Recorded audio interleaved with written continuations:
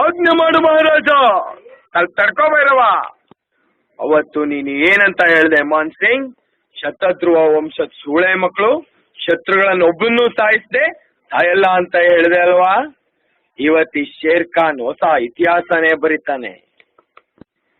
ಹೇ ಭೈರವ, ರಾಜ್ಯ ದಾಸೆ ಬಿಟ್ಟಿ ಮಹಾರಾಣಿ ನನಗೊಪ್ಸಿ ನನ್ನ ಕಾಲಿಗೆ ಸಲಾ ಮಾಡ್ದು ಹೋಯ್ತಾ ಇರೋ. ನಾನು ಇವನಿಗೆ ಮಾತು ಕೊಟ್ಟಿದ್ದೀನಿ.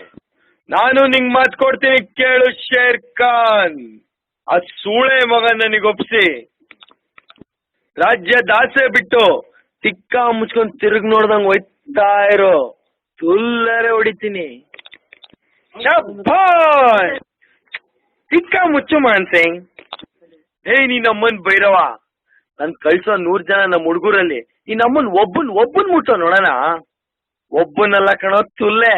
ಬರೋ 100 ಜನದಲ್ಲಿ ಅವನಮ್ಮನ್ ಒಬ್ಬನಾರು ಉಳಿತಾರ ನೋಡು, ಗೀಚ್ ಬಿಡ್ತೀನಿ ಅವನಮ್ಮನ್. ಸೈತಾನ್ ಸೂಳ ಮಕ್ಕಳು.